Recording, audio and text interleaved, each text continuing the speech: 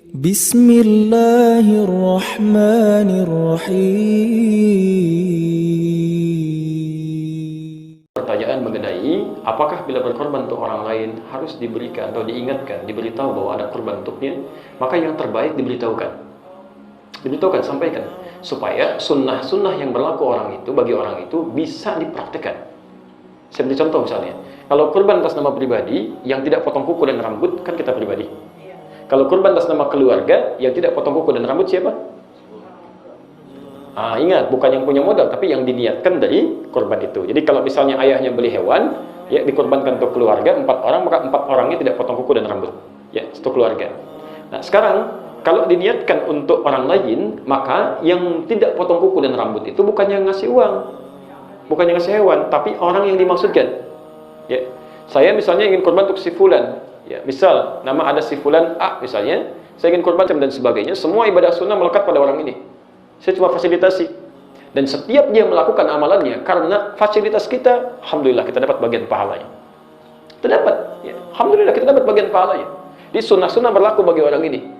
Ya, mulai dari misalnya mempersiapkan meningkatkan amal solehnya, dia beristighfar, dia kemudian tidak potong kuku dan rambut dan sebagainya. Ya. Yang kedua, pada saat hewan itu disembelih, ada sunnah yang berlaku bagi orang yang berkorban atau diniatkan korban.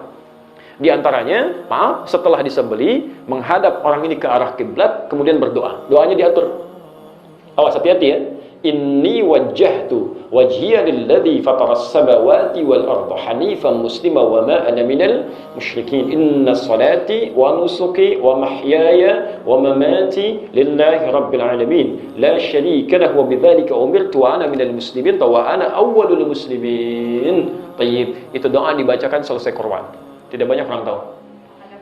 Hadap ke arah kiblat. Jadi teman-teman sekalian, setelah Anda berkorban, itu tidak langsung diam saja, enggak, hadap ke kiblat. Berdoa dulu. Berdoa itu ada faidah, ada sunnahnya itu, ada kerjakan pahala datang.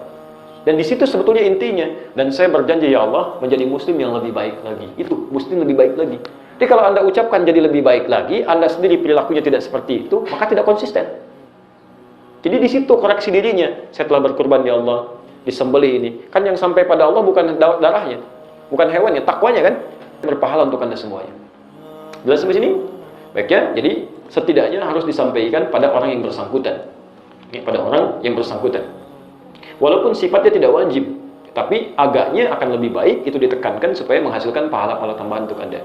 Berkorban untuk orang yang telah meninggal dunia atau tidak ada bersama kita, itu sepakat semua ulama bahwa boleh hukumnya.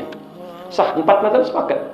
Imam Abu Hanifah, Imam Malik, Imam Syafi'i, Imam Ahmad bin Hanbal semua mengatakan boleh. Dari mana dasarnya? Dari keterangan Nabi tadi. Nabi berkorban untuk keluarga besarnya plus untuk umatnya. Bukankah di antara keluarga Nabi ada yang telah wafat sebelumnya? Sayyidah Khadijah dan sebagainya. Bukankah di antara umatnya yang telah ada yang telah wafat sebelumnya? Ya kan? Nanti kita ambil kalimat ulama, jangan kita ya, jangan saya. Ulama yang diambil yang lebih tahu tentang ini. Ya. Nah, maka kemudian ketika beliau menyebutkan umatnya, saya ambil contoh. Tadi saya kisahkan juga pagi di Taman Hunda kan. Ada Amr misalnya kan. Amr bin Yasir, ada 2 orang tuanya, ayahnya, ibunya. Zaman Nabi pengen ikut ta'lim, ketahuan Pak. Ketahuan di awal-awal masa Islam. Itu langsung diambil, 3-tiganya diikat. Diinterogasi. Bapaknya diambil duluan. Irtad, murtad katanya. Ahad kata ayahnya. Enggak, saya tetap bertahan. Allah yang Esa. Diikat 2 tangannya, 2 kakinya, di 4 kuda berbeda. Ditepuk kudanya, lari kencang ke 4 arah berbeda. Maka putuslah 2 tangan dan kakinya. Syahid dalam keadaan nggak ada tangan dan kaki. Ya. Masya Allah. Ibunya ini dan anaknya diminta untuk melihat. Ditarik dagunya begini, suruh ngelihat. Disaksikan. Maka ibunya mulai diambil yang kedua. Amarnya sudah berdoa, ya Allah mohon kepada Allah. Ibunya diinterogasi yang kedua, irtaddi, murtad kamu. Ahad katanya. Enggak, Allah yang Esa. Apa yang terjadi? Diikat lagi sama seperti tadi tapi lebih jahat. Beliau sedang dalam keadaan mengandung, diambillah pedang, mohon maaf para akhwat ya. Kemudian mulai ditusuk sampai dikeluarkan janinnya. Wafat dalam keadaan demikian. Menurut pandangan mereka, biarin aja. Dia mendapatkan memori itu sampai gila seumur hidupnya. Untuk jadi pesan pada umat Muhammad yang lain, kalau ada yang masuk Islam bisa gila seperti Amr. Tapi Allah jaga, alhamdulillah sampai akhir hayatnya dalam keadaan terbaik, sampai beliau wafat sebagai sahabat terbaik. Coba bayangkan, ada orang pengen ta'lim, sampai diinterogasi zaman Nabi itu. Diinterogasi sahabat Nabi, sampai mengorbankan jiwanya. Ada orang bukan sahabat Nabi, jauh dari zaman Nabi, Masya Allah, ustaznya datang sendiri, tempatnya enak, persiapannya lengkap, kadang-kadang ada snacknya, belum mau datang juga. Jadi kan cara apa lagi yang harus teredukasi deh?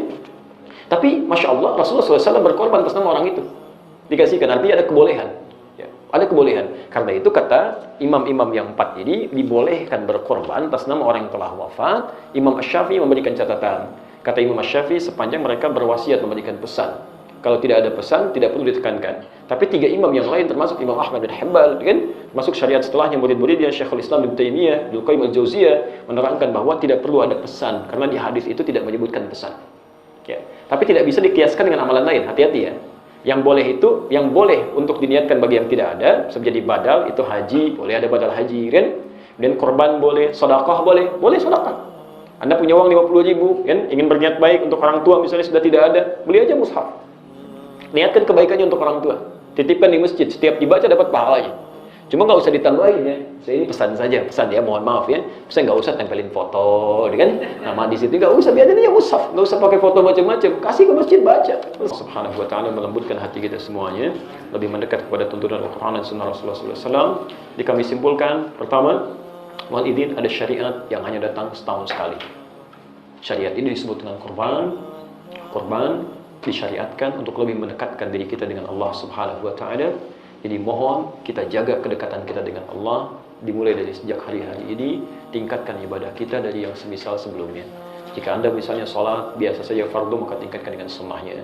Baca Quran cuma berapa ayat, maka hari-hari ini isi dengan tingkatkan lebih banyak lagi. Demikian amalan-amalan yang lainnya.